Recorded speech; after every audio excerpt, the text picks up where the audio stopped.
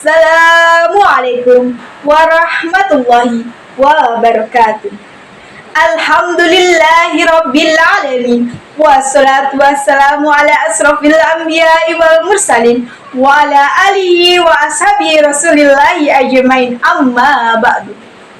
Puji syukur atas kehadiran Allah Subhanahu wa taala yang telah memberikan kita nikmat, hidayah serta taufiknya sehingga kita diberikan kesehatan jasmani dan rohani.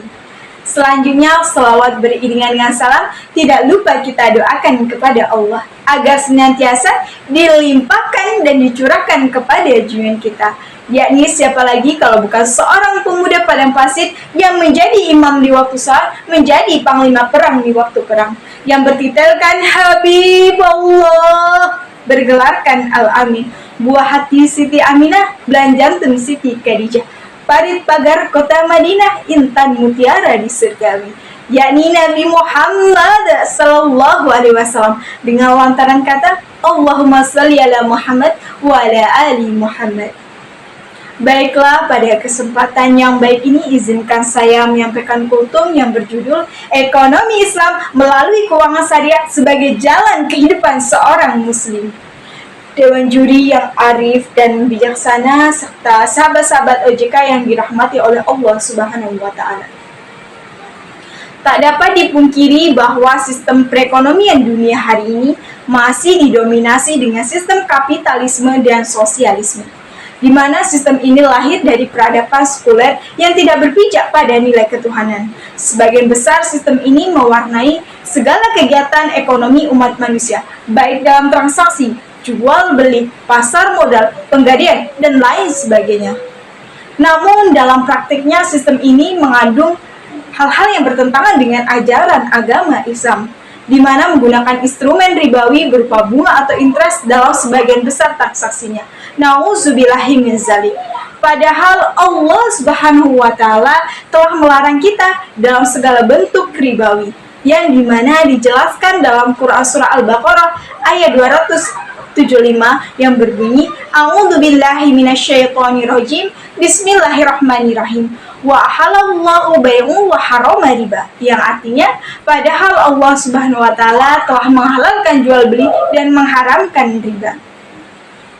Praktek ribawi yang terus-terusan dilakukan ditambah dengan praktek gara dan masyir pada tataran makro menyebabkan perekonomian menjadi tidak stabil. Akibatnya, krisis ekonomi terjadi di mana-mana. Dan ini juga merupakan bentuk kezaliman terhadap harta. Allah Subhanahu wa taala telah melarang segala bentuk kezaliman terhadap harta. Namun, malangnya sistem ini merambah dan mengokohkan perannya hingga ke negara-negara umat Islam. Banyak dari umat Islam yang salah jalan dalam aktivitas ekonomi dan keuangan, di mana bertransaksi ribawi dengan lembaga keuangan konvensional. Dewan juri yang arif dan bijaksana serta sahabat-sahabat OJK yang dirahmati oleh Allah Subhanahu wa taala. Islam merupakan agama rahmatan lil alamin yang ajarannya mencakup semua kebutuhan dan permasalahan umat manusia. Pada dasarnya Islam merupakan agama yang sempurna, yang di dalamnya mencakup semua dimensi kebutuhan umat manusia. Sebagaimana firman Allah Subhanahu wa taala dalam Quran surah Al-Maidah ayat 3, yang artinya, pada hari itu telah aku sempurnakan agamamu bagimu, dan telah aku cukupkan nikmatku bagimu, dan telah aku ridhoi Islam sebagai agamamu. Kesempurnaan umat Islam mencakup semua dimensi, di mana dalam sistem ekonomi dan keuangan syariah, yang pada hari ini kita sama-sama mengenalnya dengan ekonomi Islam atau keuangan syariah, di mana sistem ini lahir dari dalil-dalil berupa Al-Quran dan Sunnah untuk menjawab semua kebutuhan umat manusia yang diridai oleh Allah Subhanahu wa taala. Setelah kita mengetahui sistem yang dihalalkan oleh Allah Subhanahu wa taala, sudah sepantasnya kita menanggalkan sistem-sistem yang dilarang oleh Allah Subhanahu wa taala dan beralih kepada sistem-sistem yang diridhai oleh Allah Subhanahu wa taala. Dengan mengikuti sistem ini juga merupakan wujud rasa syukur dan wujud ketaatan kepada Allah Subhanahu wa taala dan kepada Rasul-Nya. Wujud tersebut dapat kita lakukan mulai dari konsumsi, produksi, hingga investasi.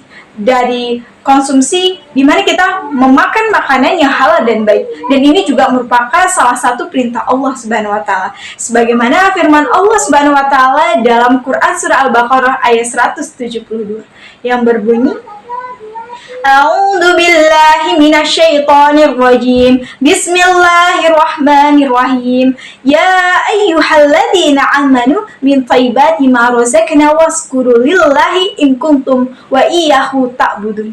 Yang artinya, wahai orang-orang yang beriman, makanlah rezeki yang baik yang telah aku berikan kepadamu dan bersyukurlah kepada Allah Subhanahu wa Ta'ala jika kamu hanya menyembah kepadanya.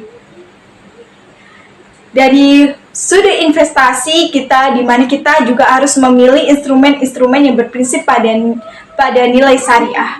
Begitu pula dalam transaksi jual beli dan lain sebagainya.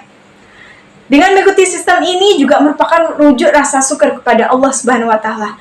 Karena Allah Subhanahu wa Ta'ala telah memberikan kita nikmat serta menganugerahkan kita banyak sekali. Sudah sepantasnya kita mengikuti perintah Allah Subhanahu wa Ta'ala dan mengolahnya dengan baik, agar kita diberikan rahmat di yaumil kiamah kelak. Karena harta juga merupakan salah satu yang akan dihisab di hari kiamat.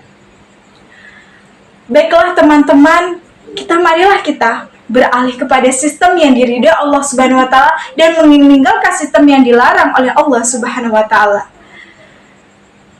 Dengan mengikuti sistem ini, kita sudah menjadi muslim yang baik dan benar dengan menjadikan sistem ekonomi dan keuangan, sistem ekonomi Islam sebagai kebutuhan kita.